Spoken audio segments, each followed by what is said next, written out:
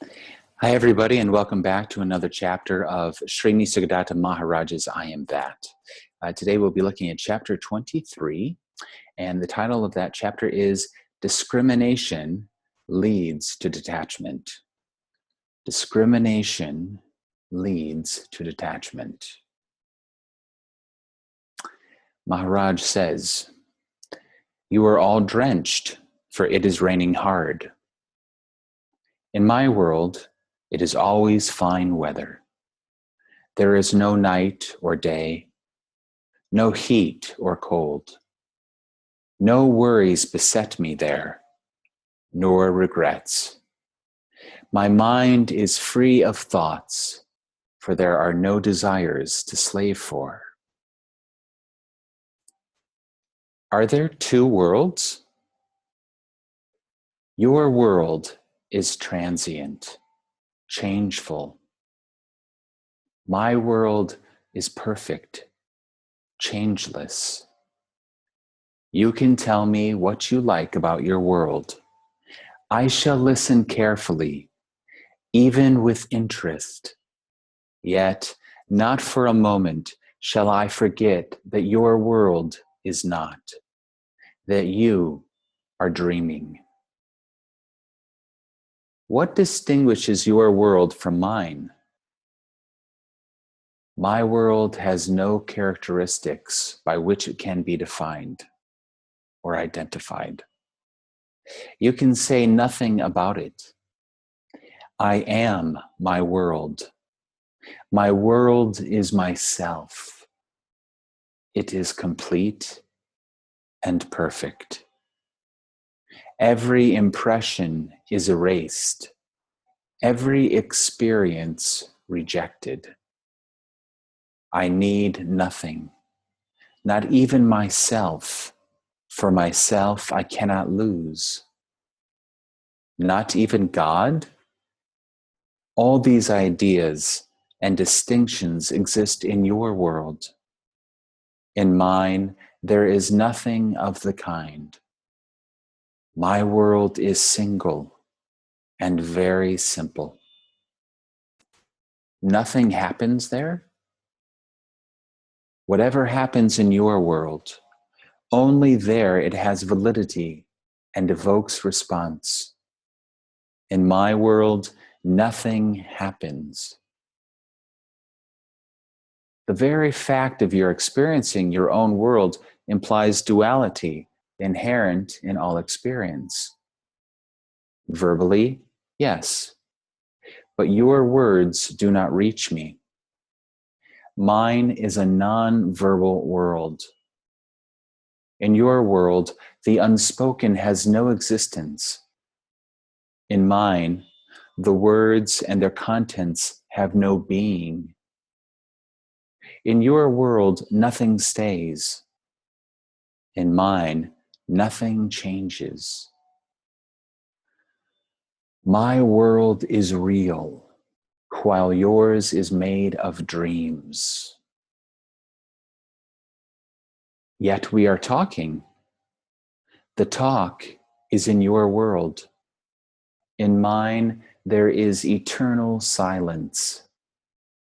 My silence sings. My emptiness is full. I lack nothing. You cannot know my world until you are there. My silence sings. My emptiness is full. I lack nothing. My silence sings. My emptiness is full. I lack nothing.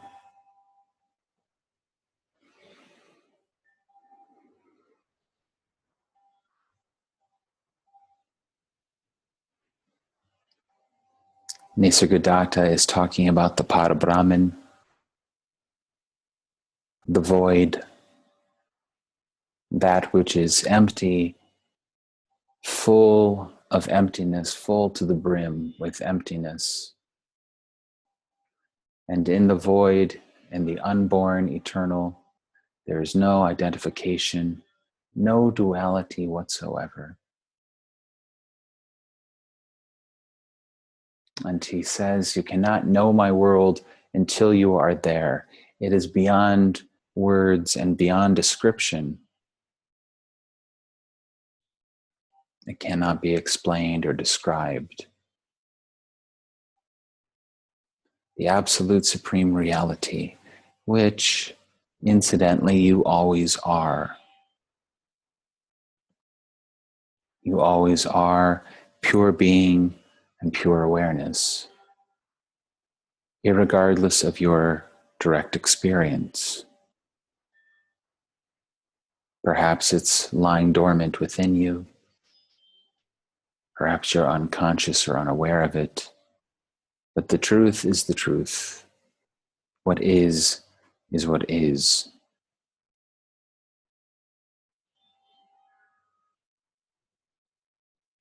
So the question is usually, how do I get from one world to the other world? How do I move from this world that is like a dream to the world which is actually real?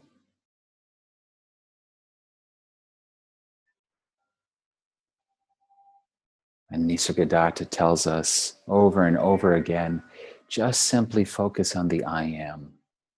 Only the I am do you know. The I am this or I am that you do not know.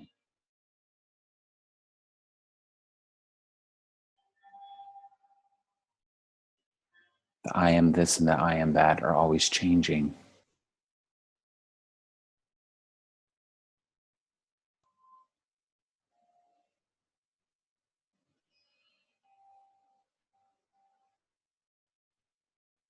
Rest and abide and melt and dissolve.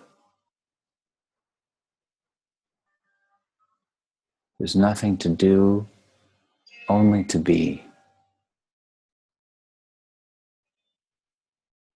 Only to be that which you cannot not be.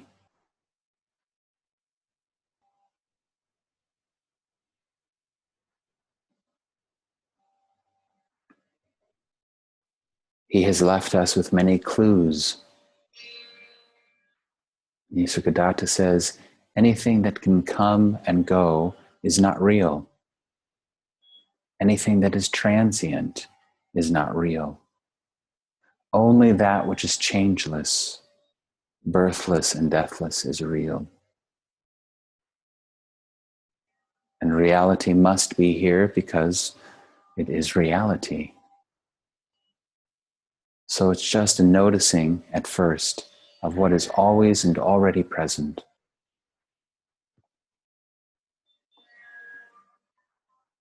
Awareness, presence, aliveness, life, stillness, silence.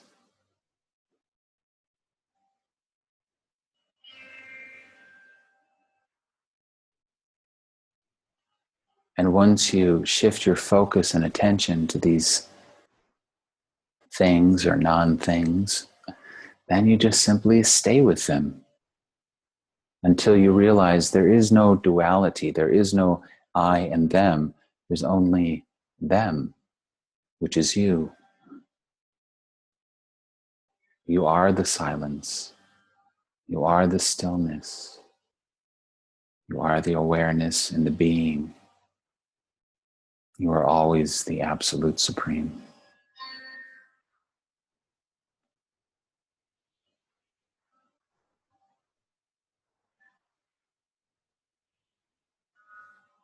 And then there's nothing to do. And even the desire to do melts and disappears. And it seems to be very clear that there's nothing to do. What is it that you could do? How could you be more of yourself when yourself is already everything?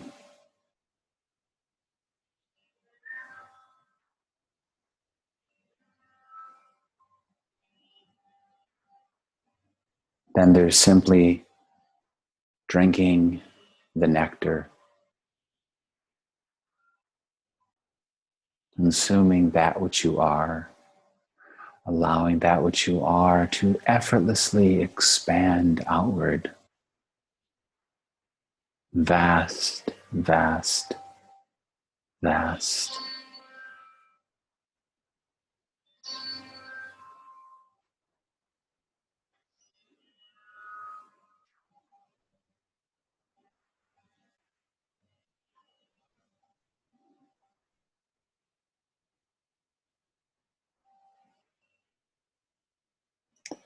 In the Bible, when they ask God, "Who are you?" He responds, "I am that I am." Pure being, the source and origin of all life, the unmanifest, the pure potentiality of this entire universe and beyond.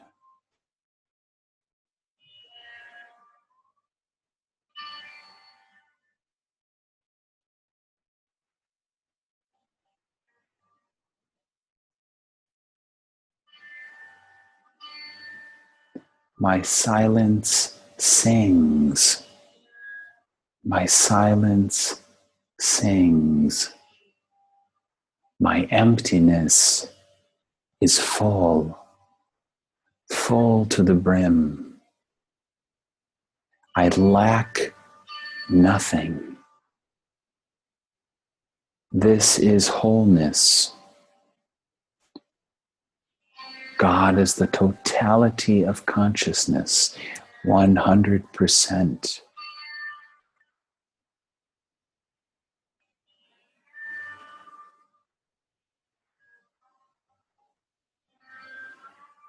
Total completion.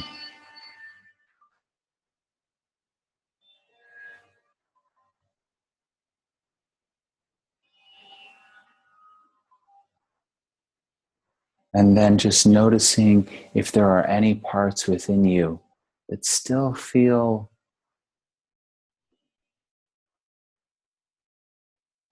partial. And just by seeing them, just by recognizing them, relaxing into them, allowing the awareness to go to these unloved places, unnoticed places within ourselves, allowing everything that's within us and our subconscious and unconscious and conditioning and samskaras, allowing them to come to our internal satsang and reminding them as well that they too are part of the beloved. Nothing needs to be excluded. Everything is welcome in oneness because everything is. Allowing everything to float freely. No need to reject anything. Allowing everything to appear and disappear, arise and fall. No need to control or fix or manage anything. Allowing that mysterious force to take care of everything, to do everything. Growing the body, growing the hair, growing the nails on your hands and feet. And of course, even living your life, solving your so-called problems, doing your work, attending to your tasks, loving your friends and family. Everything just happens by itself. Life becomes much more fluid, like the eternal Tao, eternally flowing from one moment to the next. No longer feeling like you are posturing, no longer feeling so solidified, form merging and becoming formless. The body becoming spirit. Energy vibrating at a higher rate and frequency.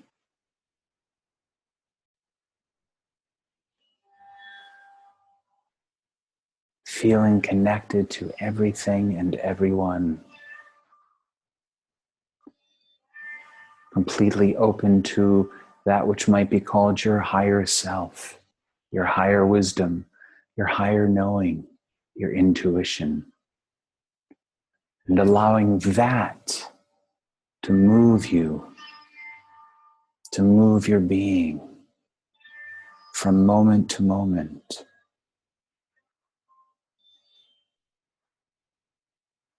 No longer trying to rush the river along, simply going with the pace of life. Sometimes the pace becomes faster, sometimes it slows down, sometimes it even feels that it stops, even though there really is no stop or ending. But it's very dynamic, very changeful in that sense, the expression of this oneness, the expression of the Supreme.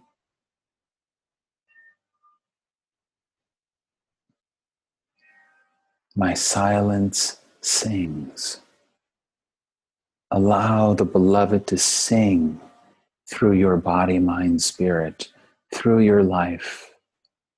Allow the Creator to create. Let life flow. Let go and let God.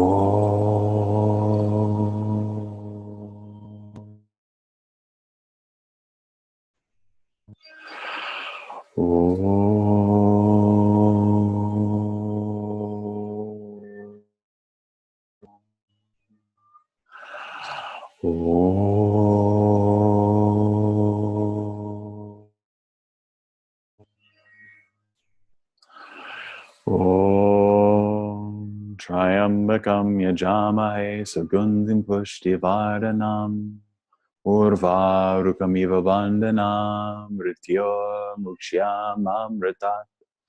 Om Triambakam Yajamahe Sugandhim Pushtivardhanam Urvarukamiva Bandhanam Mrityo Mukshyam Amritat.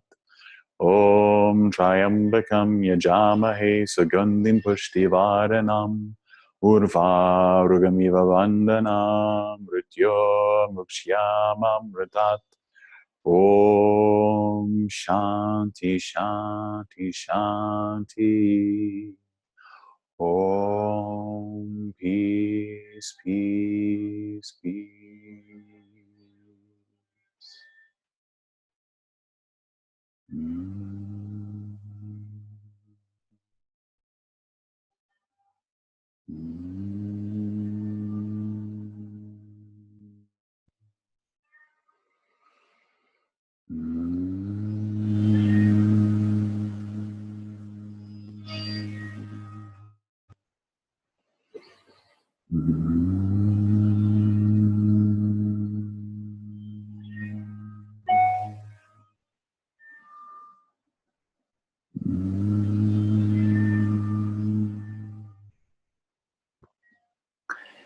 Just be aware of your consciousness. Be aware of the tendency of consciousness to identify with thought and form. Simply by watching this tendency, watching this process of identification, you free yourself I won't say prevent yourself from identification, because it's not bad or wrong. But simply by watching that process, we become empowered in a sense, definitely free. As we are aware of the process, we see we are not the process. This process of formlessness to identify with form. We see that it's actually, of course, very quite normal. It's just what appears to happen to every human body and incarnation. But by watching it, watching how the mind, watching how the consciousness act and react throughout the day,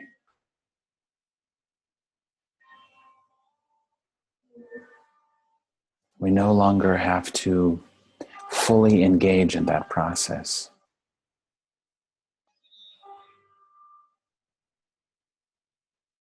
We can simply remain as the silent witness, as the vast awareness, which is prior to everything.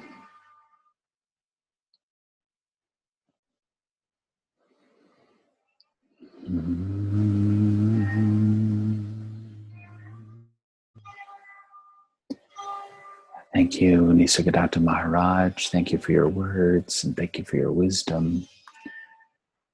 Thank you for your love, Nisargadatta, which continues to ripple outwards from generation to generation, from heart to heart.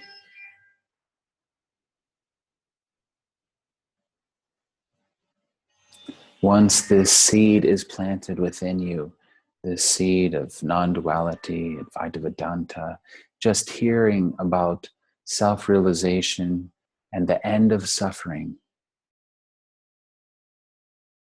just hearing about it, the seed is planted. It will blossom, it will bloom, and when it does,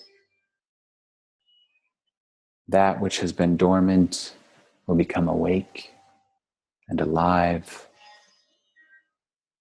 and you will find yourself in the world which Nisargadatta speaks of, the world of reality, no longer living in the world of imagination, the world of dreams, but living in the truth as the truth, clearly seeing natural, effortless, pure perceiving, seeing the world as it is, perceiving yourself as it is or isn't.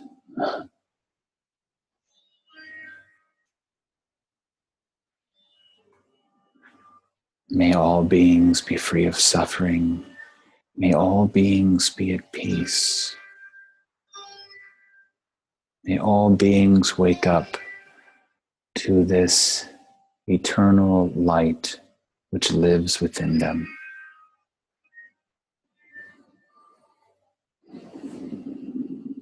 Peace and love. Namaste.